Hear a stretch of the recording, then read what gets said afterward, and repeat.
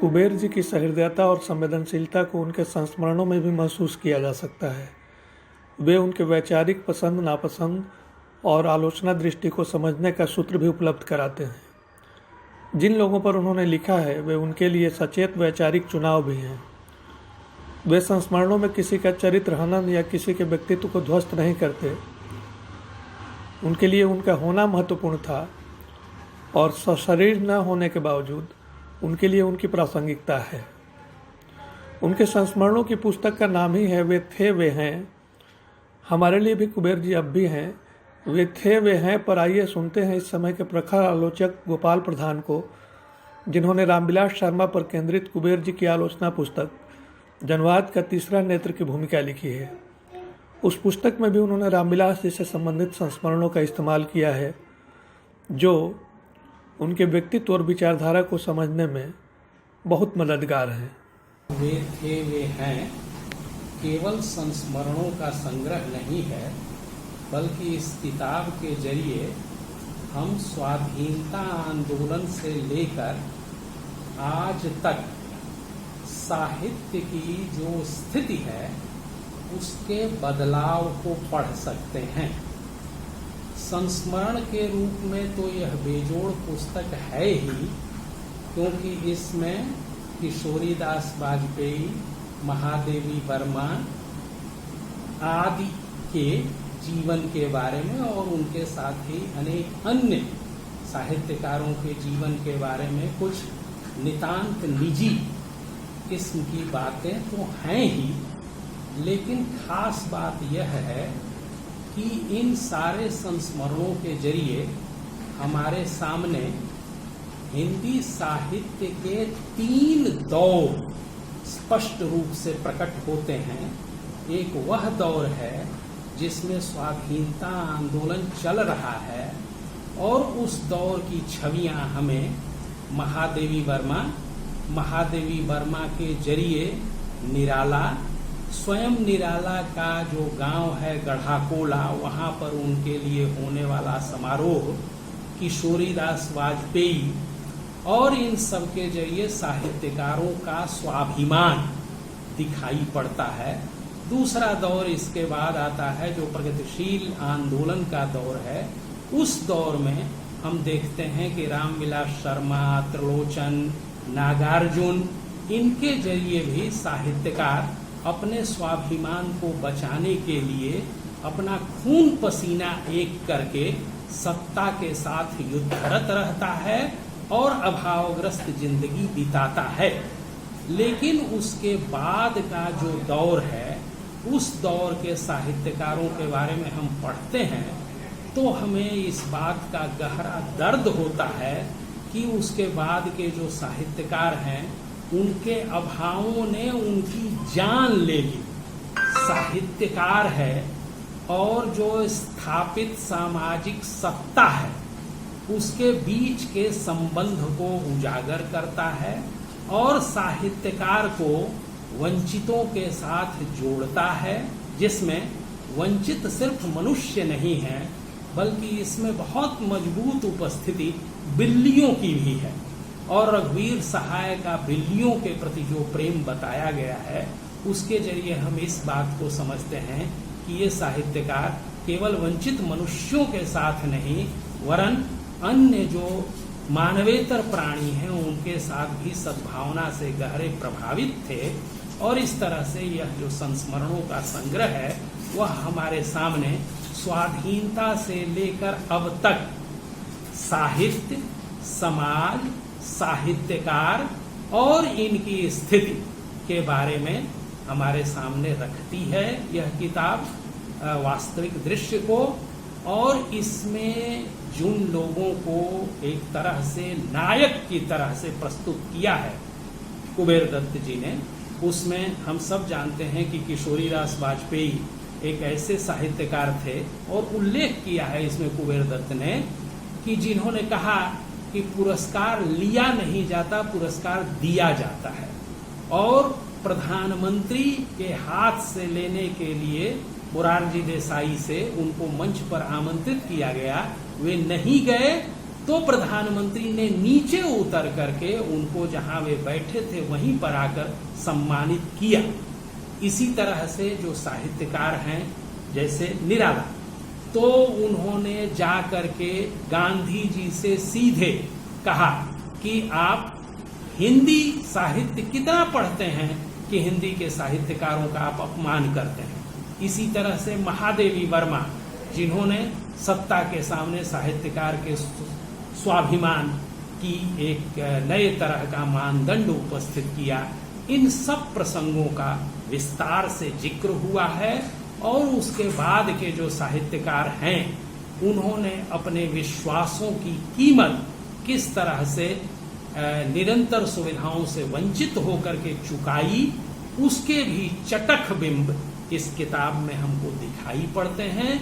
और इसमें खास करके जो बाद के लोग हैं, जो वंचित रहे, जिन्हें सामाजिक मान्यताओं के विरोध में लड़ना पड़ा, उनमें से एक बलदेव वंशी का जो चित्रण है वह तो बहुत ही गजब का चित्रण है, जिसमें उनका जो क्रोध है व्यवस्था का, जो कि साहित्यकार को बाहर रखता है, इस क्रोध की अभिव्यक्ति कुबेर दत्त जी ने उद्धृत किया है। खुद कुबेर दत्त भी ऐसे लोगों के साथ इसलिए निकटता महसूस करते थे कि वे भी जो स्थापित मान्यताएं थीं उनसे टकराते हुए ही अपनी जगह बनाना चाहते थे।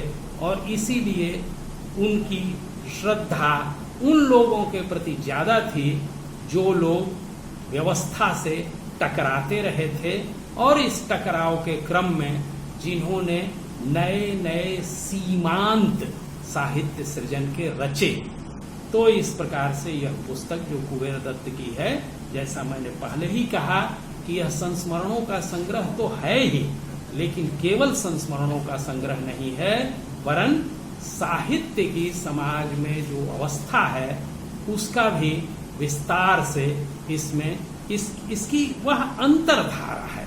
उस अंतरधारा के रूप में भी इस पुस्तक को पढ़ा जाना चाहिए। और इस पुस्तक का महत्व यही है आज के समय में विशेष रूप से कि सत्ता के समर्थन में साहित्य नहीं होता है, बल्कि सत्ता के विरोध से ही साहित्य का अपना सम्मान बनता है, अपनी जगह बनती है। इस बात को कुबेर दत्त ने बहुत गहराई के साथ इस किताब में उठाया है। गढ़ा कोला में निराला के प्रसंग के जरिए उन्होंने यह भी बताया है कि ऐसे साहित्यकार को ही लोग बाद में याद रखते हैं। काल काल आपात में केरल प्रवास से संबंधित कुछ कविताएं शामिल हैं। कुबेर जी को भारत की बहुलता और विविधताओं से मोहब्बत थी। इसके बिना भारत का कोई अर्थ ही नहीं हो सकता। केरल उनके लिए केवल वामपंथी राजनीति या लोक कल्याणकारी राजनीति का मॉडल ही नहीं है, बल्कि उसका प्राकृतिक सौंदर्य और वहाँ के लोगों का रहन सहन सब कुछ उन्हें अपनी ओर खींचता है। हिंदी पट्टी में एक जो अनावश्यक वर्चस्ववादी धारणा मौजूद रहती है, उसे ये कविताएं तोड़ती हैं, पाठकों के हृदय के आयतन को बढ़ाती हैं, उसे सचमुच राष्ट्रीय बनाती हैं। केरल प्रवास की हृदयग्राही मनोरम कविताओं की खासियत का बयान कर रहे हैं कुबेर जी के अभिन्न सहयोगी श्याम सुशील। कुबेर दत्त जी के कविता संग्रह केरल प्रवास का प्रकाशन 1996 में हुआ था। संग्रह की कविताओं का रचना काल अप्रैल 1993 से जून 1993 है। इसी कालखंड में वे आर्थराइटिस की शिकार अपनी पत्नी के उपचार के लिए केरल के आयुर्वेदशाला गए हुए थे। किताब की भूमिका में उन्होंने लिखा है, मेरे दिल दिमाग पर केरल और उसके सांस्कृतिक, सामाजिक और दात्य की जो प्रतिक्रिया हुई, उसी का परिणाम है यह काव्य संकलन। कुबेर जी की रचनात्मकता का एक नया रंग देखने को मिलता है हमें केरल प्रवास में।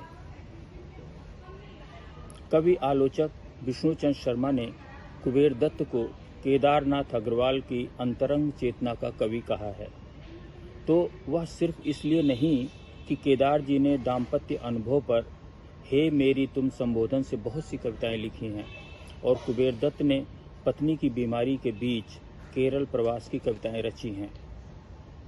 बल्कि केदार जी की ही तरह कुबेर दत्त मूलतः जन से जुड़े एक संवेदनशील कवि हैं और इस संग्रह की कविताएं हमें मानवीय संबंधों के साथ साथ केरल के सांस्कृतिक वैभव और प्राकृतिक संपदा से भी जोड़ती हैं। शायद इसीलिए दिल्ली की उखड़ी हुई कविता के बीच कुबेर दत्त की कविता का भरा पूरा खुला प्रसन्न संसार बचा हुआ है। कुबेर दत्त के इस भरे पूरे रचना संसार में लोक और विचार को सुरक्षित रखने की चिंता है। नया सीखने, रचने, जनता के संग साथ जीने, मरने तथा धारा के विरुद्ध तैरने का हौसला है। ओ केरल प्रिय श्रृंखला की एक कविता में वे कहते हैं, कैंटीन के भीतर से आती खुशबू ने मुझे लुभाया, कैंटीन के भीतर जाकर सांभर के संग चावल खाया, ऊपर से एक छोटा पापड़ चरड़ चरड़ चढ़ खूब चबाया, कद्दू का कुछ कूट भी खाया, 4 ओक पी रसम चरपरी, छाछ पिया फिर 3 कटोरी, भूल भाल कर दिल्ली हिंदी, भूल भाल कर पैंट शर्ट अंग्रेजी की दुम, मैंने भी लुंगी डांटी थी, चाल हो गई गबरू मेरी, तबीयत खासी खाटी थी।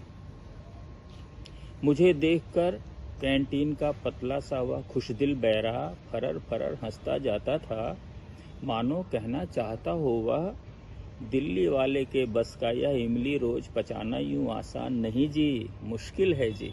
1 साल कम से कम रह लो, थोड़ी सी मलयालम सीखो, थोड़ा सा कर्नाटक म्यूजिक, केरल कला मंडलम जाकर थोड़ी सीखो कला कथकली, नंबू दरियों से थोड़ा सा भिड़ना सीखो, 12 दरियों में घुसकर कुछ अड़ना सीखो, लड़ना सीखो, थोड़ा सीखो हाथ चलाना, पांव चलाना, नाव चलाना, कई दिन घर वालों से दूर समंदर के जबड़ों में रहना सीखो, खारे जल के हमलों को तुम सहना सीखो, मच्छी पकड़ो, कच्छी पहनो, पैंट शर्ट को अलमारी को भेंट चढ़ाओ, नारिकेल के ऊंचे ऊंचे शह तीरों पर सरपट चढ़ना सीखो, केरल की जनता के संग संग जीना सीखो, मरना सीखो, ताप घाम बारिश थपेड़ को सिर माथे पर धरना सीखो, धारा के विरुद्ध तैरो तो बात बनेगी, इमली तभी पचेगी, वरना श्रीमन नारिकेल की चटनी खाकर, केले के पत्तों पर थोड़ी उपमा लेकर, अप्पम लेकर थोड़ा पान सुपारी, ताड़ी की कुछ लाल खुमारी, हरियाली का चुंबन लेकर लौटो अपनी दिल्ली वापस। और हम सब जानते हैं कि दिल्ली पूरा हिंदुस्तान नहीं है, उसी तरह जैसे दिल्ली की कविता पूरे हिंदुस्तान की कविता नहीं है। केरल प्रवास का कवि जब जब दिल्ली को भूला है, उसकी कविता का फलक विस्तृत हुआ है। भूल भाल कर दिल्ली हिंदी, भूल भाल कर पैंट शर्ट अंग्रेजी की दुम, मैंने भी लुंगी डांटी थी, चाल हो गई गबरू मेरी। और फिर इस गबरू चाल वाले की आंखें देखती हैं लौह चरण, लोहे की गति, लोहे के हाथों में लहराती लोहे की दांती, खेतों में लौह श्वेत कण, आसमान में जगमग करते लोहे के इंद्रधनुष और लौह यज्ञ में लौह मंत्र। इतना ही नहीं, डाकिया लाता जब जब बाबू केदारनाथ अग्रवाल के पत्र, तब खाकी वर्दी पर खिल जाते असंख्य फूल, छप जाती कविताएं छोटी बड़ी वर्दी पर, और यह गबरू चाल वाला कवि सलाम करता है डाकिये को, अपने दोस्तों को भेजता है हरे हरे लिफाफे में हरे हरे खतों में उलीच उलीच भरता है केरल का हरापन, मगर जवाब में दोस्तों के मटमैले खाकी अधूरे खतों को पाकर देर तक सोचता रहता है दोस्तों के बारे में।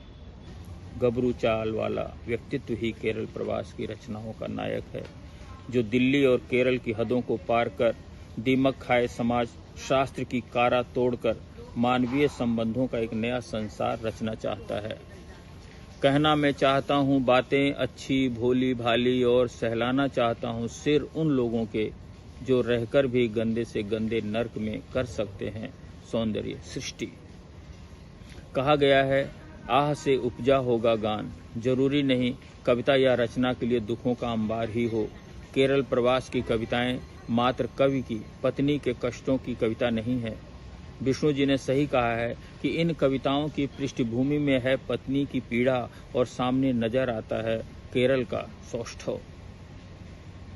संग्रह की भेषज प्रसंग खंड की औषधियों पर लिखी कविताएं कुबेर दत्त के प्रयोगधर्मी क्षमता का एहसास कराती हैं, जो हिंदी काव्य जगत में अपनी तरह की अलग कविताएं हैं। हिंदी के वरिष्ठ कवि त्रिलोचन जी ने केरल प्रवास की कविताओं को पढ़कर कहा था, यह केरल प्रवास नहीं, केरल अधिवास है। इसके साथ ही उन्होंने एक और महत्वपूर्ण बात कही थी, हिंदी में दो ही कवि हैं जिन्होंने हिंदी प्रदेश को लांघ जाने की कोशिश की है, एक हैं कुबेर दत्त और दूसरे लीलाधर मंडलोई।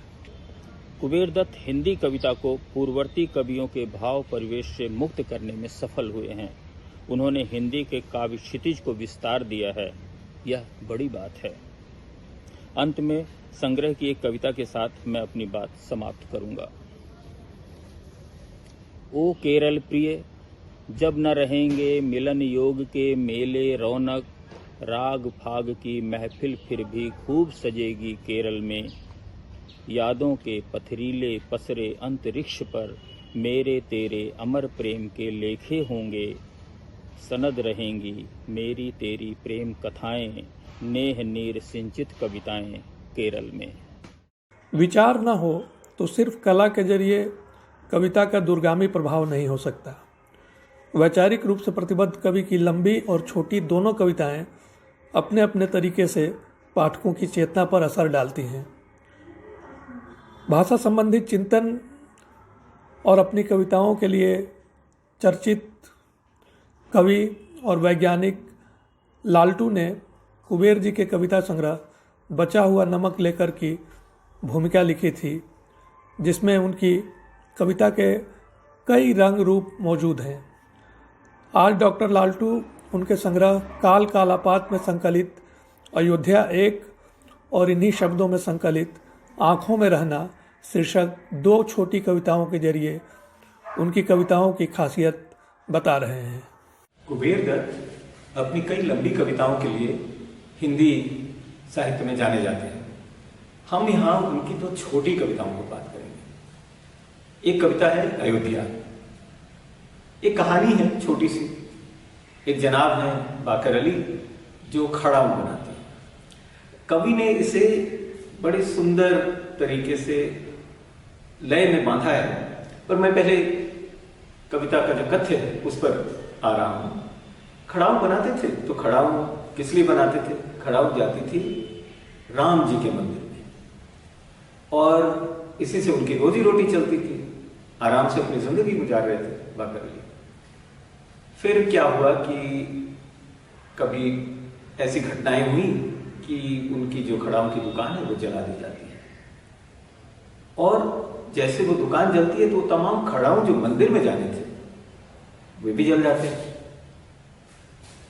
इसमें क्या कह रहे हैं? कविता के सौंदर्य को लेकर ज्यादा चर्चा की कोई जरूरत मुझे नहीं लग रही, क्योंकि वाकई बड़े सुंदर लय में बंधी हुई कविता है। आप पढ़ेंगे तो आपको वो एहसास होगा। इसमें जो वो कहने की कोशिश कर रहे हैं कि जिस तरह के हालात हमारे मुल्क में पिछले कई दशकों से सामने आ रहे हैं कि जो अलग अलग मजहब के लोग हैं उनको अलग थलग कर देश में जो एक नफरत की संस्कृति बोई जा रही है, इसके खिलाफ ये कविता एक आवाज है। ये कविता कोई नारा नहीं है, एक छोटी सी कहानी की तरह कवि ने इस कविता को सामने रखा है।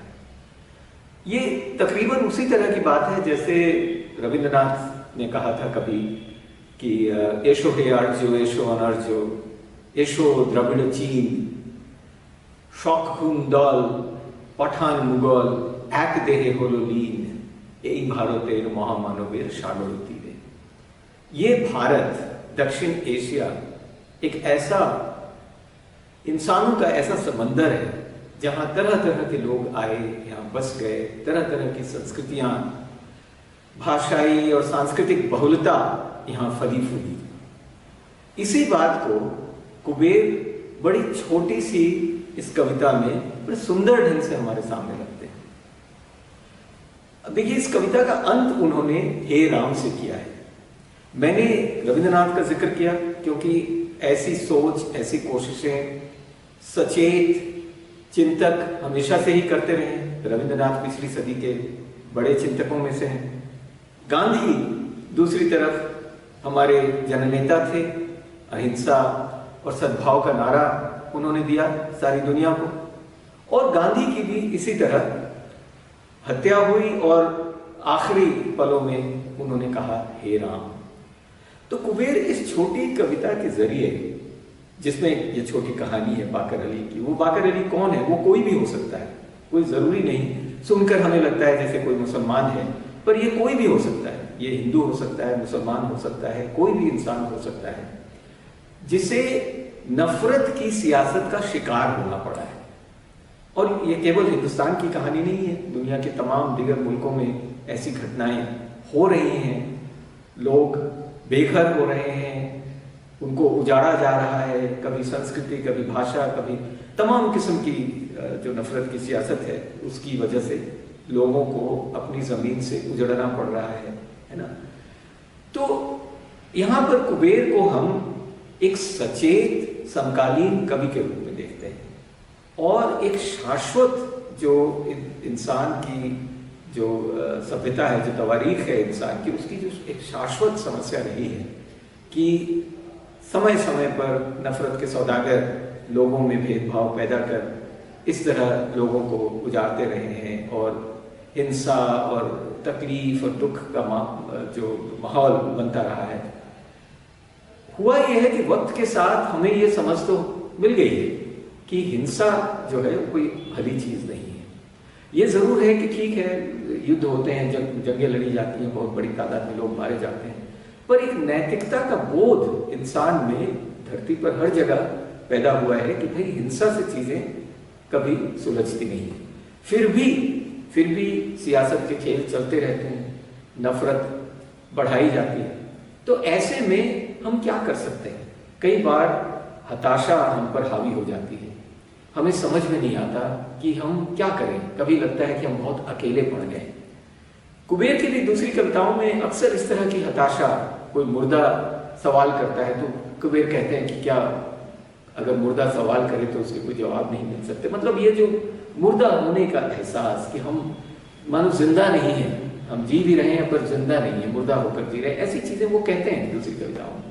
एक जगह वो कहते हैं कविताई से क्या हुआ, कविता लिख ली, चारों तरफ भ्रष्टाचार फैला हुआ है, लोग जो अपने आप को बड़े पढ़े लिखे सुसंस्कृत तरीके से पेश करते हैं, वे जब संकट का वक्त आता है तो वे ही बड़े खतरनाक और समझौता परस्त और तमाम तरह की कमजोरियों के साथ हमारे सामने दिखते हैं। पर एक सचेत कवि हमें हमेशा इन बातों के रूबरू रखते हुए हमें हमेशा बतलाने की कोशिश करता है कि नहीं, इंसान की जद्दोजहद नफरत के खिलाफ चलती रहेगी। उम्मीद के लिए इंसान हमेशा लड़ता रहता है। अयोध्या। बाकर अली बनाते थे खड़ाऊं अयोध्या में।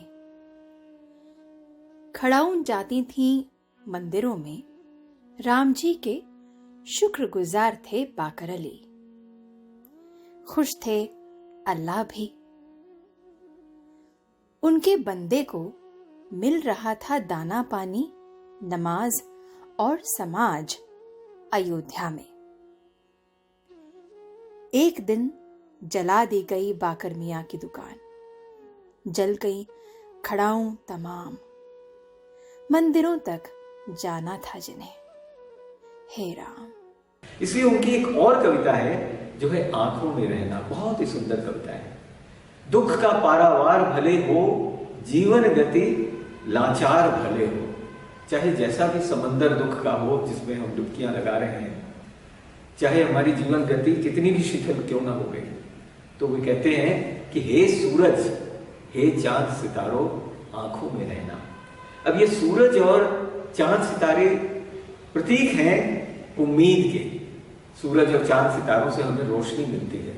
जब अंधेरा घना हो, जब हम कोई रास्ता ना देख पा रहे हों, तो हमें रोशनी की जरूरत होती है, और हमें अंततः सूरज और चांद सितारे रोशनी देते हैं।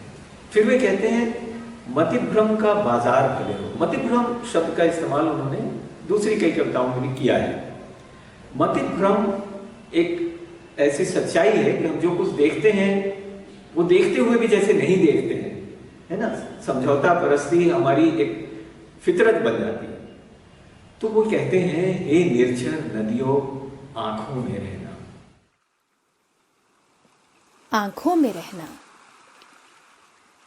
दुख का पारावार भले हो, जीवन गति लाचार भले हो। हे सूरज, हे चांद सितारों, आंखों में रहना। मति भ्रम का बाजार भले हो। हे समुद्र, हे निर्झर नदियों, आंखों में रहना। ये उनकी कविता का कमाल है कि हमें संघर्ष करना है, तमाम हताशाओं के बावजूद हमारे लिए उम्मीद हमेशा जिंदा रहेगी। शुक्रिया। कुबेर जी की कविताएं मुक्तिबोध की सभ्यता समीक्षा वाली परंपरा से जुड़ती हैं। ऐसी कविताएं प्राय लंबी होती हैं। वैसे भी मुक्तिबोध उनके प्रिय कवि हैं। उनकी लंबी कविताओं के संग्रह धरती ने कहा फिर, ये एक कविता मुक्तिबोध को ही समर्पित है। इस संग्रह पर शिक्षा के क्षेत्र में महत्वपूर्ण जिम्मेवारियों से जुड़े रहे कुबेर जी की ही तरह साहित्य की विभिन्न विधाओं में लिखने वाले भारतेंदु मिश्र अपने विचार व्यक्त कर रहे हैं। कुबेर दत्त की ये लंबी कविताएं अपने समय के विराट दृश्य फलक से चुराई गई संवेदनाएं हैं। इनके अनेक अर्थ हैं, इनके अनेक पाठ भी हैं। कुबेर के यहाँ निरर्थक शब्द भी सार्थक होकर बोलने लगते हैं, अर्थात ऐसे शब्द सार्थक शब्दों के साथ अपनी सार्थकता साध लेते हैं। धरती ने कहा फिर शीर्षक पुस्तक में संकलित सभी 9 कविताएं आकार में लंबी कविताएं कही जा सकती हैं, किंतु संवेदना की बारीक से बारीक उजली किरण इनमें झांकती है। फैंटेसी में अक्सर साफ कथानक नहीं होता। कभी अन्योक्ति के तौर पर, कभी उलटबांसी के तौर पर, कभी व्यंग्य के रूप में कविता की भाषा अपनी परिस्थितियों के आधार पर अपना निर्माण स्वयं करती है, दिखाई देती है। कुबेर दत्त सघन साधना के कवि और चित्रकार हैं। लंबे समय से दूरदर्शन के साहित्य संबंधी कार्यक्रमों के प्रोड्यूसर रहे हैं, अतः ये अनेक रूप अपनी आड़ी तिरछी विविध वर्णी संवेदनाओं के साथ कुबेर की कविताओं में उभरते हैं। पुस्तक की पहली कविता अंधकूप बेचैन करने वाली, कदाचित युवा मानसिकता की कविता है। कविता के अंत में कवि कहता है, और कृतज्ञ हूँगा अपने महादेश की मिट्टी का, जिसमें से जन्मेंगे नए और सच्चे स्वप्न। अंधकूप कविता में व्याप्त आक्रोश या हजारों वर्षों के इतिहास बोध और उससे उत्पन्न वितृष्णा के बाद कवि को मानवीय मूल्यों की जिस रिक्तता का एहसास होता है वह बेमानी नहीं है। कवि अंधेरे में दबी हुई सड़ी बुसी चीज़ों के साथ मानवीय संवेदनाओं को भी खंगालता है, नए सच्चे स्वप्न के लिए। दूसरी कविता है आमीन, मुक्तिबोध को समर्पित है। ये कविताएं नरेशन के साथ दृश्यबंध भी प्रस्तुत करती हैं। आमीन का नायक बलदेव है, जो कवि के भीतर समानांतर रचनाकार की तरह बार बार प्रकट होता है। कुबेर सकारात्मक ज्ञानात्मक संवेदना को कवि और कविता के लिए प्रमुख शक्ति मानते हैं। इसी कविता के अंत में नायक से तादात्म्य स्थापित करते हुए कवि कहता है, हाथ बलदेव के कारागार की नींव में गहरे और गहरे और गहरे उतरते हैं, सिर उसका मगर लगातार ऊंचा उठ रहा है। आमीन। ये सच है कि भटकने से कई बार हम जिस सत्य का साक्षात्कार करते हैं वो बहुत आकर्षित करता है। ऐसे भटकन भरे अनुभव और संवेदना की तरंगों पर झूमते कवि का पता इन कविताओं में मिलता है। किसी अवघड़ की तरह जब वह कहता है, आओ एक फूंक मारें उसकी राख में, कुछ तो चिंगारियां होंगी, उन्हीं की रोशनी में देख लेंगे अपने अपने चेहरे। तो कुबेर दत्त एक तरह का यात्रा वृत्तांत का भी फॉर्म खड़ा करते हैं।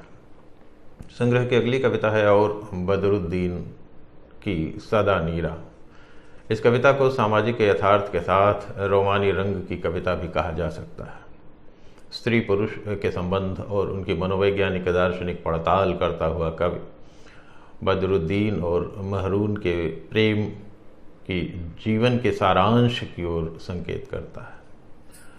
महरून रेत में धंसी बदरुद्दीन की देह में उगे थे कनेर के फूल, गड्ढा आंखों में उगे थे धान, नखलिस्तान बन गई थी देह बदरुद्दीन की, और फिर से शुरू हुआ था बदरुद्दीन का सफ़र। अनकोट। ये कविता फिल्म की रील टूटने की तरह जिस तरह झटके से खत्म होती है, उससे पाठक को संतोष नहीं होता, बल्कि उसकी बेचैनी बढ़ जाती है। जैसे कोई आर्ट फिल्म देख रहे हो कि अचानक द एंड आ गया। तरबूज में कैमरा मुकम्मल दृश्यबंध है। तो अगली कविता, जैसे कोई कैमरामैन अच्छे दृश्य को प्रस्तुत कर ले और उसके लिए शूटिंग कर रहा हो। फैंटेसी अच्छे ढंग से दृश्यबंध के रूप में प्रस्तुत की जाए तो कविता के अनेक अर्थ खुलने लगते हैं। हालांकि विषय वस्तु की दृष्टि से कविता में कुछ ऐसा विशेष नया नहीं है। अगली कविता है रात के 12 बजे हैं। ये कविता भी अपने समय की यथार्थ प्रस्तुति है। ये समय जो नामचीन लोगों के नाम है, उन्हीं नामचीन लोगों का जीवन कुलीनता के आवरण में जाने अनजाने बार बार उपस्थित होता है। कुबेर दत्त ऐसे तथाकथित कुलीन समझे जाने वाले साहित्यकारों के हाव भावों से बखूबी परिचित हैं। लिखते हैं, उठेंगे समीक्षा सरताज कल के महसूल की चिंता में, गुलाबी गुलाबी हो रहे होंगे नामवर कथाकार उपन्यासकार, रोजी रोटी के बहाने लिख रहे होंगे पोस्ट, किस्से, कहानी, उपन्यास, चटपटे। अनकोट। इसके आगे कवि स्वयं कहता है, और ठीक इसी वक्त नींद से हड़बड़ा कर उठा हूँ मैं भी, लिख रहा हूँ यह सब जो कविता नहीं है, सन्निपात है। कुबेर जानते हैं कि वो जो लिख रहे हैं वह सब कविता नहीं, कविता के प्राध्यापकीय समीक्षा के शिल्प में कविता नहीं है। सवाल उठता है कि कुबेर के लिए कविता है क्या? तो कुबेर लिखते हैं, मेरी आंखों में रिश्ता यह खून है या नमक, कुछ तू ही बता ओ समय। कवि की ईमानदारी उसके बयान और रचनाशीलता में साफ दिखाई देती है। वह अपने अनुभवों को दृश्यबंध के रूप में प्रस्तुत करता है। उसके लिए कविता समाज की तस्वीर बदलने की कोशिश है। कुबेर ऐसे ही तमाम कवियों की भीड़ से अलग चिन्हे जाने जा सकते हैं। रोशनी के शहतीर पर संग्रह की अगली कविता है। ये कविता प्रेम की लय से पाठक को जोड़ती है। प्रेम का रस पिए हुए कवि की अभिव्यक्ति पुरानी यादों के साथ उभरती है। कवि के लिए यह क्षण उसकी उजली यादों में नहाने जैसा है। ऐसे क्षण में कवि भाषा के आर पार जाना चाहता है। यह कविता 8 भागों में है, लंबी कविता है। ऐसा लगता है मानो इंद्रधनुष के रंग और लाइट इफेक्ट्स के साथ तमाम मानवीय संवेगों के स्वर उभर रहे हैं। नीला नहीं है आसमान, लाल, स्लेटी, भूरा, काला, सफ़ेद भी नहीं, पल पल बदल रहा है आसमान। आसमान नहीं है, आसमान भी पृथ्वी के हृदय का सद्य अनुवाद। अनकोट।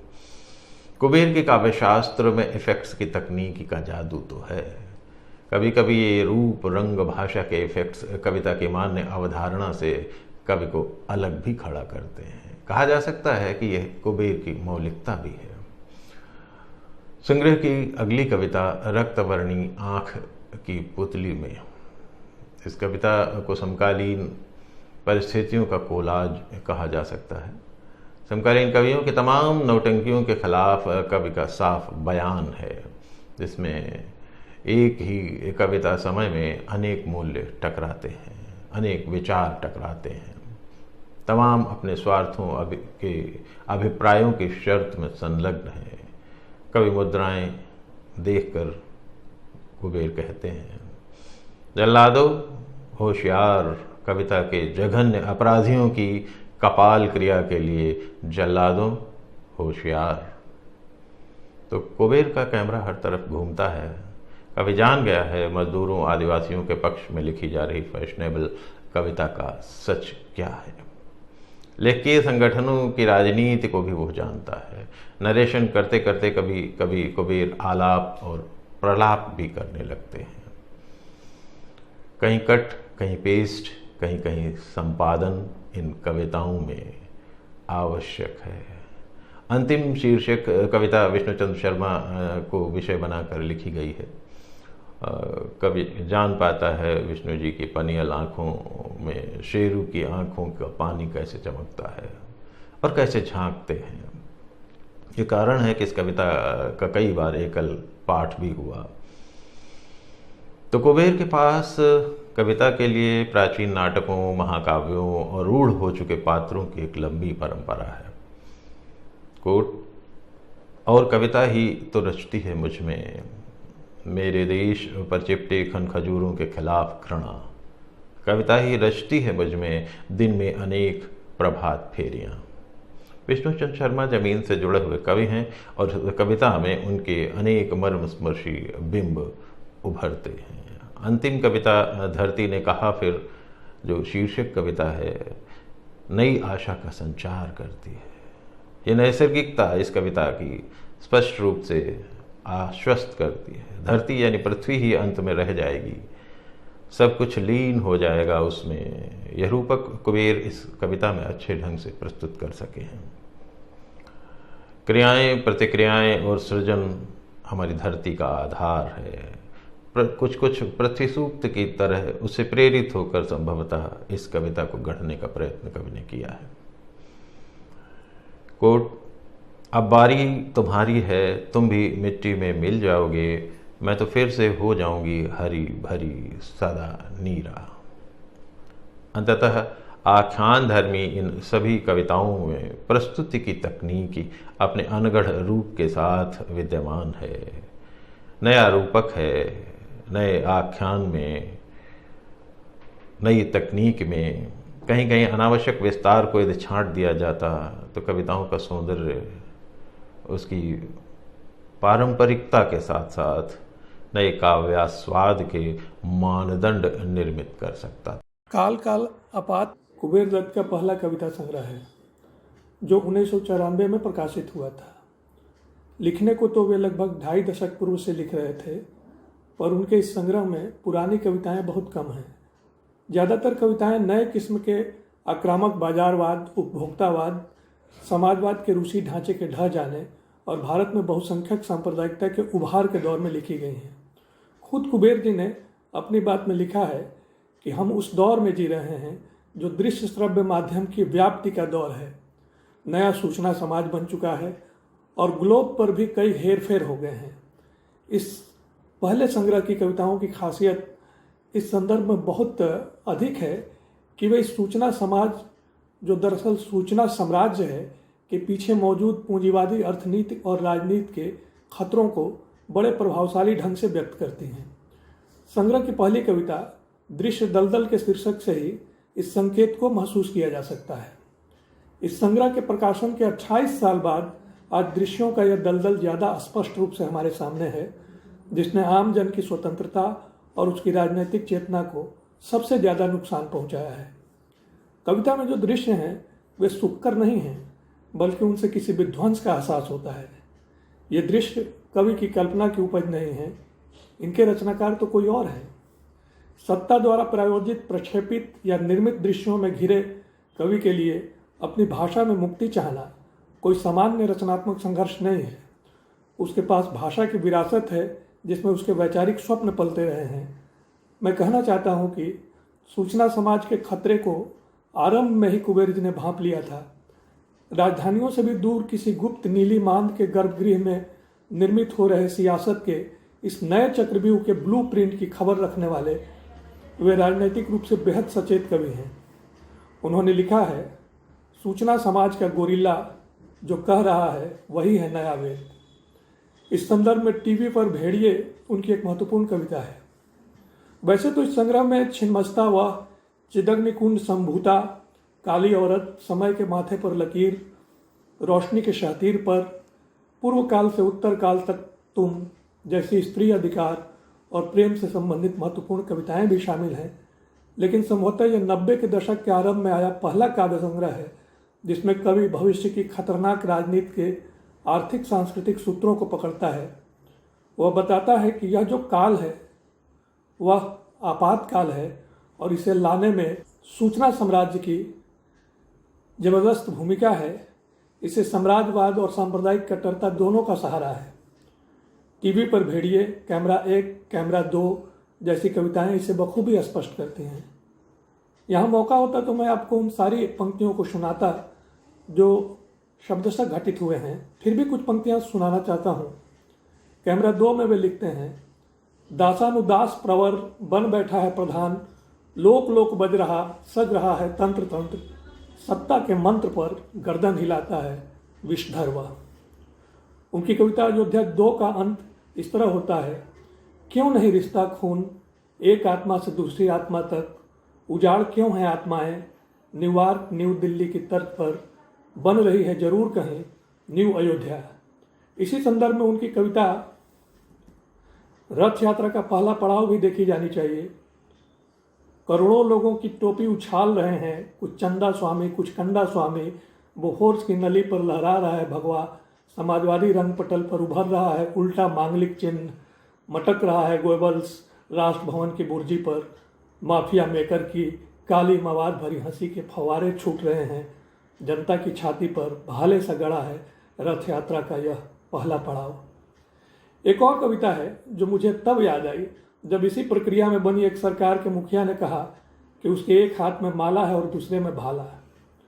उससे लगभग 3 दशक पहले कुबेर दत्त 13 भुजाओं वाला शीर्षक कविता में लिख रहे थे, विकास कोटरों में चल रहे हैं जितने योजना आयोग, उनके ही केंद्र में बैठा है कहीं प्रतिभूति सम्राट, जिसके एक हाथ में माला दूजे में भाला, एक में रोली चंदन दूजे में पिस्तौल, तीसरे में गंगाजली, चौथे में जहर, पांचवें में पलीता, छठे में लक्ष्मण राम सीता, सातवें में दंगे, आठवें में संविधान, 9वें में साहूकार, 10वें में राष्ट्रीय मौन, 11वें में तराजू, 12वें में 3 बंदर, 13वें में वक्त की उल्टी खाट पर पसरा है रसिक वही विपर्यास का, विकास के तमाम अनुप्रासों को खा रहा है सरेआम जो, बना रहा है गुठलियों के दाम, कभी बोलता है जय श्री राम, कभी जय हिंद। आज जिस अघोषित आपातकाल की चर्चा की जा रही है उसको निर्मित करने वाले सारे तत्वों पर कवि के आरंभ से ही निगाह है। कवि का स्पष्ट कहना है कि इसके पीछे फासिस्ट दर्शन काम कर रहा है, जबकि अभी कुछ वर्षों पहले इसी पर बहस चल रही थी कि यहाँ फासिज्म है या नहीं। उसके कई वर्ष पहले कुबेर दत्त लिख रहे थे, पंजे मुड़ा स्वस्तिक दर्शन का, आसमान हवा पानी आग क्षितिज और पृथ्वी को कब तक कब कपाएगा। वे दर्शन शब्द विचार और कविता का अर्थ और कर्म से जो दूरी है उसकी ओर भी बार बार गहरी चिंता जाहिर करते हैं, क्षोभ जाहिर करते हैं। जो विरोध की बौद्धिक कार्रवाइयाँ हैं उनसे वे असंतुष्ट हैं, किताबों से बाहर हैं। कविता में वे कहते हैं, शब्दों के असंख्य शव डीप फ्रीजर में रखे हैं। उनकी लंबी कविता काल काल आपात तो बाद के संग्रह में छपी, लेकिन इस संग्रह की अंतिम कविता बोल अबोले बोल में इस संदर्भ की पंक्ति आती है, तम से उपजा काल हुआ आपात, उधेड़ा गात प्रात का, वणिक चक्र से ब्रह्म चक्र तक, काल काल आपात, काल चबेना राजकाज का, जनता के आमाशय में जबरन ठूंसा जाता, चुभता बनकर विष शूल। इस कविता में कवि जनता और कवि दोनों से इनके खिलाफ संघर्ष का आह्वान करता है। तम से उपजे इस आपातकाल वाली सत्ता का शक्तिशाली हथियार दृश्य मीडिया है। इसके संदर्भ में कवि का जनता के नाम संदेश है, तुम चाहो तो जा सकते हो कैमरे के पीछे, चाहो तो मोड़ सकते हो कैमरे का लेंस भी मोड़ते हो जैसे बंदूक की नाल कभी कभी। कुबेर दत्त हमारे समय के बेहद सचेत राजनीतिक चेतना के कवि हैं। विडंबना है कि राजनीतिक कविताओं के संदर्भ में इनकी कविताओं की चर्चा जितनी होनी चाहिए थी वह हुई नहीं। इस संग्रह में कवि द्वारा अपनी जीवन संगिनी सुप्रसिद्ध नृत्य निर्देशक और दूरदर्शन के केंद्रीय अभिलेखागार की पूर्व निदेशक कमलिनी जी के केरल में इलाज के दौरान लिखी गई कुछ चुनिंदा कविताएं भी शामिल हैं, जिनके लिए भी इस संग्रह को पढ़ा जाना चाहिए। सर नहीं हर सवाल का उत्तर देने से पेशतर 20 बड़े अखबारों के प्रतिनिधि पूछें 25 बार क्या हुआ समाजवाद, कहे महासंघपति 25 बार हम करेंगे विचार, आंख मार कर 25 बार वह हंसे, वह 25 बार हंसे 20 अखबार। एक नई ही तरह की हंसी है ये। पहले भारत में सामूहिक हास परिहास तो नहीं ही था। लोग आंख से आंख मिला हंस लेते थे। इसमें सब लोग दाएं बाएं झांकते हैं और ये मुंह फाड़कर हंसी जाती है। राष्ट्र को महासंघ का ये संदेश है, जब मिलो तिवारी से हंसो क्योंकि तुम भी तिवारी हो। जब मिलो शर्मा से हंसो क्योंकि वो भी तिवारी है। जब मिलो मुसद्दी से खिसियाओ, जात पात से परे रिश्ता अटूट है राष्ट्रीय झेम का।